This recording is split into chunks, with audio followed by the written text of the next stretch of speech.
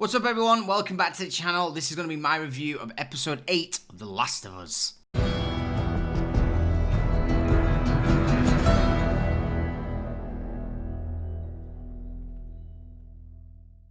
Episode 8 is the episode that I was worried that they were going to completely skip after I seen episode 7. In episode 7, where Ellie starts to stitch up Joel's wound, I remember her doing that in the game, but after she went and got all the medicine for Joel. So I thought that they just decided to skip it because there was only 2 episodes left to try and complete the whole story, and there was so much left. So thankfully, I was wrong, and they actually did this exact storyline perfectly, and it was just such a good thing to see.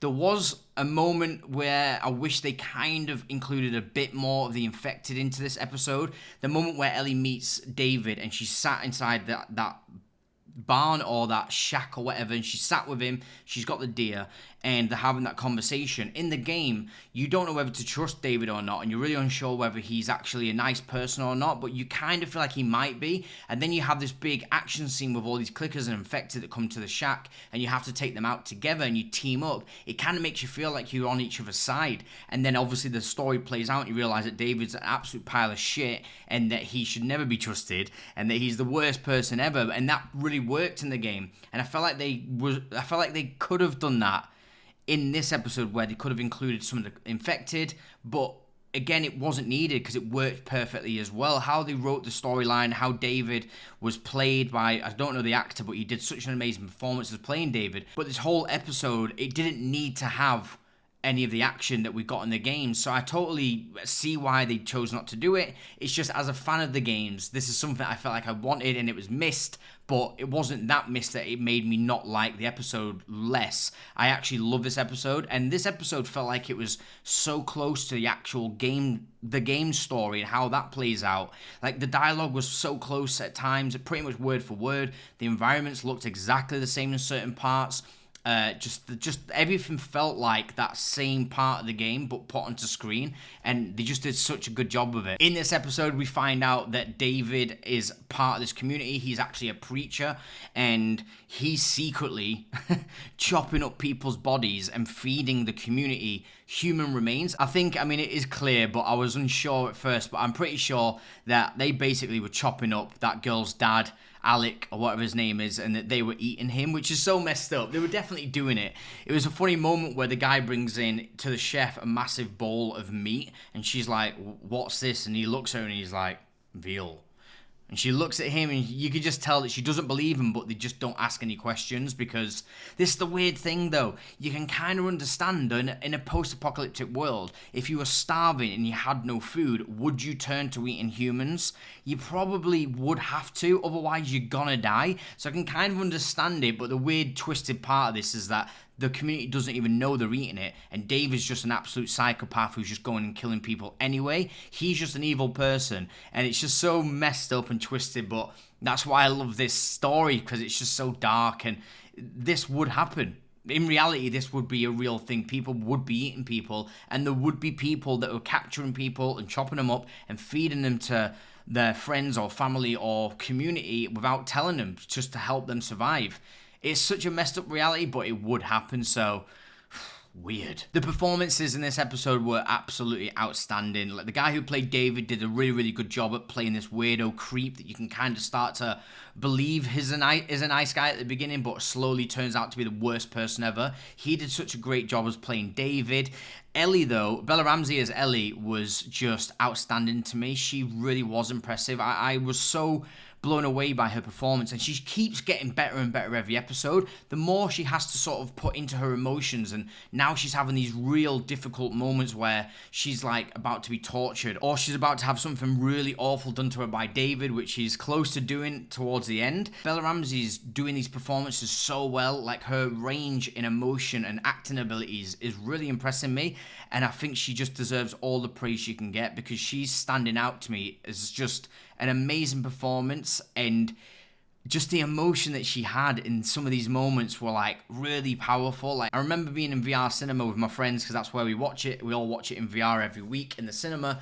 We all sat there and we were like, wow, that was so good. Like she nailed that. I'm just really happy that she's just doing such a good job, and it's just so good to see her just nail this performance. Pedro Pascal as Joel once again was amazing in this episode.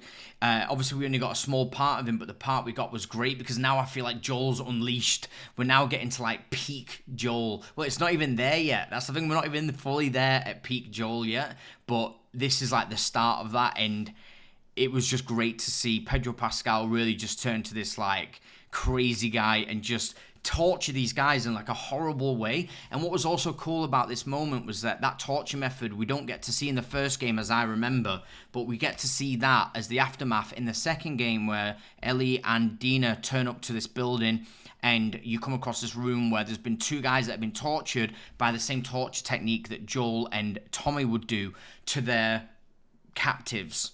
And in the game, we only get to see the aftermath, but we got to see that whole torture method play out in this episode. And I don't remember us getting that in the first game. So it was just great to see that. I love that they added that in there, and just see Joel just ripping off kneecaps and just killing the guy without even, he didn't even hesitate. As soon as the guy gave him the location, just killed him, went straight over to the other guy. And I was like, yes. I just love seeing it. Joel's just unleashed, and I just can't wait to see what happens in the next episode. It was also really cool to see Troy Baker as the cameo in this, who plays, I can't remember his name, but when Ellie first comes across David, when she shoots the deer, and David and his friend come up and they find the deer, and they try and take it for themselves, that second guy who's with David is actually played by Troy Baker, who is actually Joel in the games. He plays Joel in the games. So it was just great to see him as this cameo. I would have liked to see a little bit more from that cameo, but it was just great to have him in there. I really did enjoy seeing him there. And this whole scene where Ellie is captured by David and they play out that whole scene where she's in the cage, that is pretty much identical to the game. And then how they take her out, like the dialogue was all the same. Everything that plays out was exactly the same. And how they drag her out and they throw her on the table and they're about to chop her up. Just her performance, like I've mentioned before, but just her performance in this whole sequence was just so good.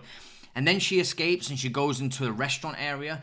That whole restaurant area was just great for me as well, because in the game it felt exactly like the game. The set looked exactly the same, and how Ellie's crouched down behind all the different like seating areas, and she's sneaking through all these different passageways underneath the bar, and she pulls a knife off the kitchen counter. It's just like the game. And how David's walking around with the meat cleaver saying all the things he says in the game whilst the place is on fire. It's just like the game. And even Ellie runs out and tries to, and actually manages to stab him. That happens exactly like that in the game, apart from in the game you have to do it a few times to kill him, and it's like a bit more of a cat and mouse chase around the whole restaurant.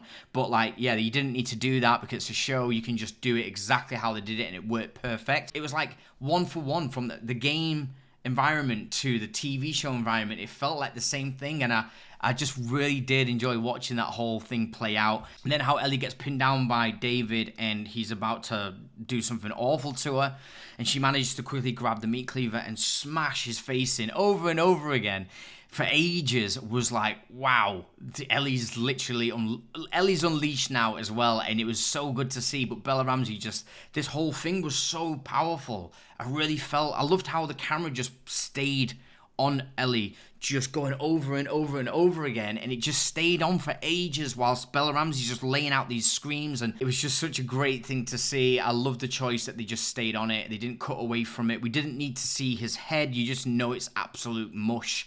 But it was just a really, really well done scene, well acted. Just the whole thing was just so well done. And I loved how Ellie came out at the end and she finally gets caught by Joel, but she thinks she's being captured again. And she has this total panic and she's totally in fear, and she turns around and realizes it's Joel, but she's still in a bit of shock, and it takes her a little while to realize it is Joel. And then they have this really beautiful moment where Joel calls her baby girl. I was like, yes, this is it. We've got Joel and Ellie completely bonded now. It's like Joel's in dad mode. This is his new daughter, and I love to see it. I don't know how they're going to complete now this next episode, like the finale. I feel like they need more time, but they did cover this whole episode very well within 40 minutes or whatever it was. So I believe they're going to do it really well, but I am a little bit like, how are they going to do this? And I'm a little bit concerned because Bella Ramsey did do a post. I think she tweeted a post saying that the finale is going to be controversial. How the fuck? You know what I'm trying to say. How have I forgot how to say that? Anyway, she said it's going to be controversial, and I don't know what that means. I don't know whether that's going to be a good thing or not. I hope that they don't change too much, because what can they change? Because there's a specific way how this game ends. The story ends in a certain way, so if they're changing it, I don't know what they're going to do. But we're going to find out next week. I can't wait to see it. But I absolutely love this episode. This episode was brilliant. I thought that they did it so well. It stayed so true to the game. It was so close. The performances were amazing. Cinematography, the directing, just the whole feel of it was just so good. So for me, if I was to give this episode a rating, I would give it a 9 out of 10.